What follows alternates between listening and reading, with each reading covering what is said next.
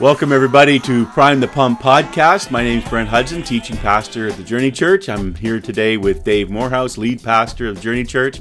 And we are in our, what is it, Dave? Chapter 4 of our Lead Me Lord series with the Extraordinary Ordinary. We're looking at Jacob's life, and we're trying to learn and to receive from God some direction from looking at his life.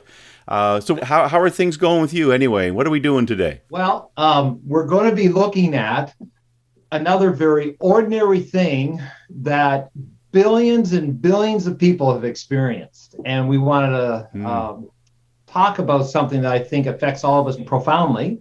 And actually, I want to put it this way. What we're going to be talking about is the one thing that if we didn't do, none of us would be here. Wow, sounds pretty profound, Dave. So I'll say the word first. We're actually going to talk about sex. Great.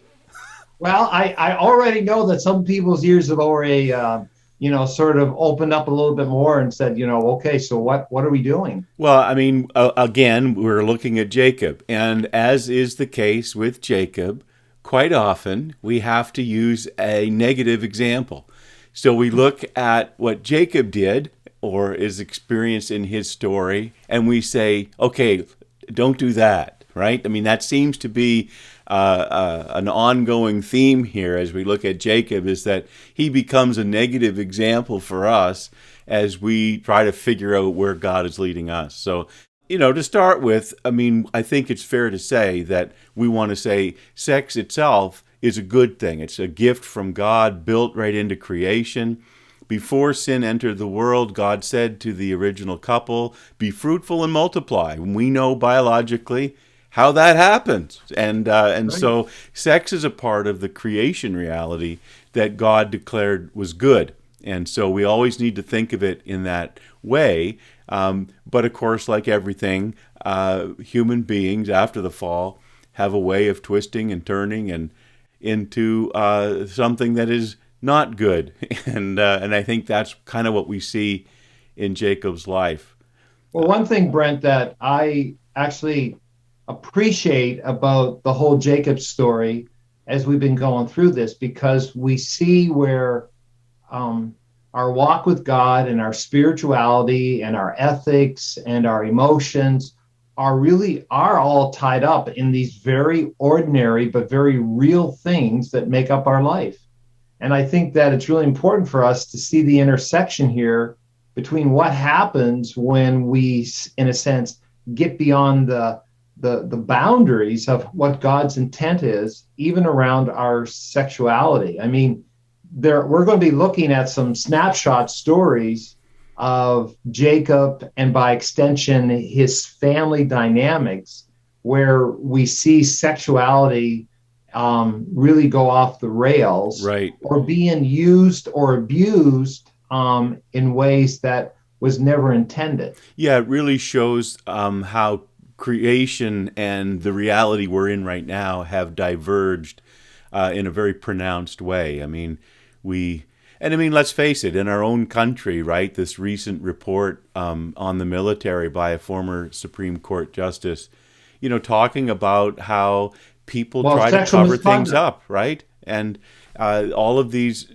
sexual misconducts and sexual crimes, abuse, all try to be covered up because people don't want to deal with the fact that, we are sinners and things happen that need to be dealt with in a justice kind of way. And And Brent, I would also say that even in our church life, we know that there are occurrences, incidences that have affected all of us right across the board. Yes. Church leaders, well-respected church leaders, having really struggled and failed and have been even abusive in this whole area of sexuality. Yes. And again, it has such I think a profound effect on everybody else.